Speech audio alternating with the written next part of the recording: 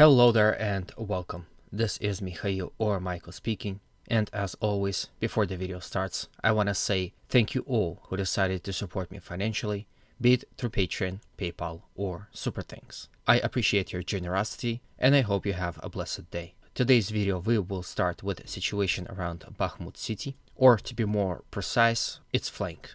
In the last 48 hours, Ukrainians were continuously assaulting Russian positions here to the north of Bakhmut in attempt to break through Russian defensive lines and once again enter settlement of Avdiivka, as well as in attempt to reach settlement of Yahidne. But despite all attempts, these attacks were unsuccessful and Russian forces were able to successfully repel Ukrainian assaults here to the north of Bakhmut. There were also limited reports of Ukrainian attempts at assaulting in the direction of Dubovo-Vasiliivka and Alan E40 highway, but once again these attacks were also repelled by the Russians. Then let's go to the south flank of Bakhmut, where settlement of Klishchiivka is located. Once again, in the last 24 hours, Ukrainians were continuously assaulting Russian positions on this tactical height, where their extensive trench line network is located, as well as assaulting it from the west and in the direction of Avdiivka.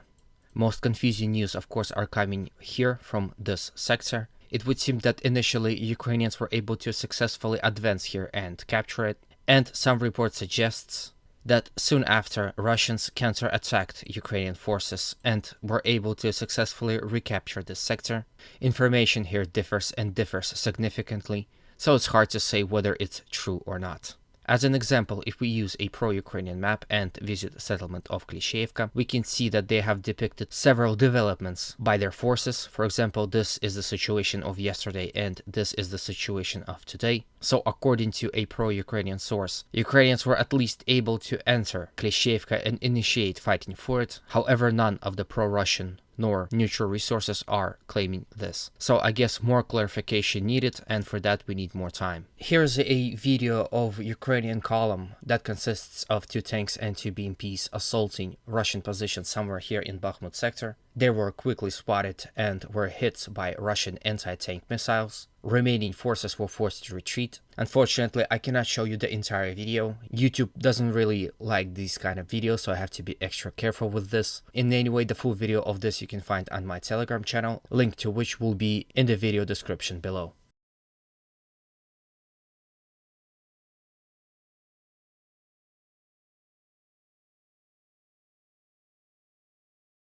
Then from Bakhmut, let's visit Liman Kupyansk frontline. There are no solid Russian gains that can be reported with 100% accuracy. However, there are reports that Russians continued their assaults in the direction of Avdiivka, as well as they continued their assaults in the direction of Torsky and Zaporizhzhia, from Dibrova in the direction of Zaporizhzhia and in Serebryansky forest itself. Ukrainians are doing everything in their power to stop Russians as they counter-attack them in attempt to not allow Russians to advance. However, reports suggest that slowly but surely Russians are advancing within Serebryansky forest and in the general direction of Avdiivka and Dibrova. Interesting news are also coming here in between settlement of Novovodiane and Karamazinivka. This map wasn't updated yet, however, if we go to a pro-Ukrainian map have this section of the front line updated. So as you can see right here, it is being reported that Russians have advanced here as well. This time they advanced slightly to the northwest of the settlement and were able to establish more bridgeheads on the other side of the Zherebets River. However, these reports are fairly new and still need to be confirmed. However, this is quite believable, as Russians would surely launch attacks from this established bridgehead to help Russians advancing across the Zherebets River. There were also reports of resumed Russian offensive operation in the direction of Klishchiivka. There were reports of Russian attacks towards this settlement. As of right now, result of these attacks are unclear, but generally this is of course an attempt to capture the last Ukrainian stronghold in this entire sector. With fall of Klishchiivka, Ukrainians will be forced to retreat back and take refuge in the settlement of Petropavlivka. So in conclusion, with the fall of Klishchiivka, we can expect this entire area to be retaken by the Russians. From here, let's quickly visit Avdiivka frontline, which is located here. There is a lot of back and forth happening here on this front line. As I speak, Ukrainians are on the assault here on this front line. They are assaulting in the direction of Krasnogorovka, Kamyanka, settlement of Veselye, settlement of Apitne and Vodyane. There are no gains reported as Russians counter-attack them in attempt to stop them in their tracks.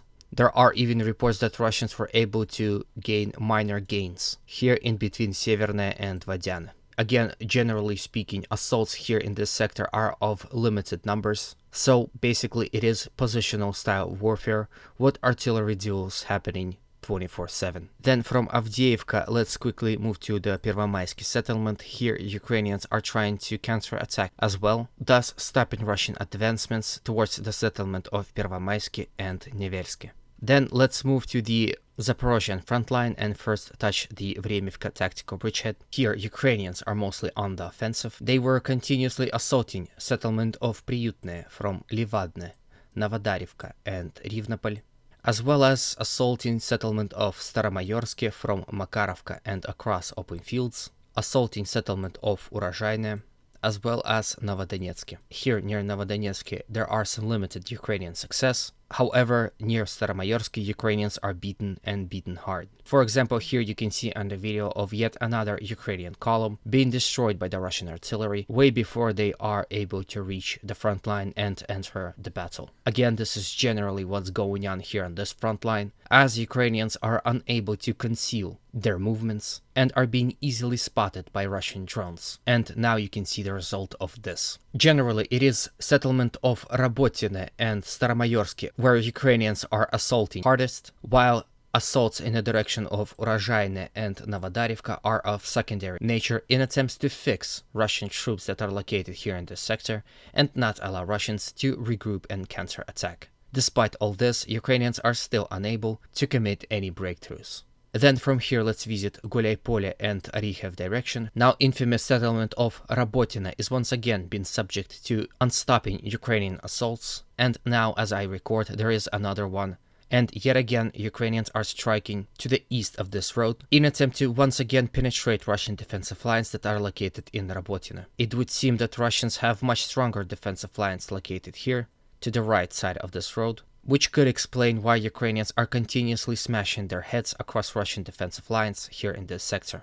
So here for you I have yet another video of Ukrainian assault being unsuccessful, mostly due to the fact that I've discussed previously. Russians have a lot of equipment and all necessary capabilities to spot Ukrainian upcoming assaults, and when these assault groups are moving out of their hiding place and start to attack, for example like in the direction of Rabotine, Russians are quickly able to establish dominating fire control over these advancing forces, and by the time Ukrainians are making it to the front line, they are already taking some losses in men and equipment. Then let's assess the general situation. For example, on the Zaporizhzhia front, the reasons why you see Russians using extensive amount of artillery is because Russians had made this front line a priority, and a lot of shells that were supposed to be on the Donetsk front and, for example, Bakhmut, are redistributed to the Zaporizhzhia front. This information is mostly coming from the Russian war bloggers that are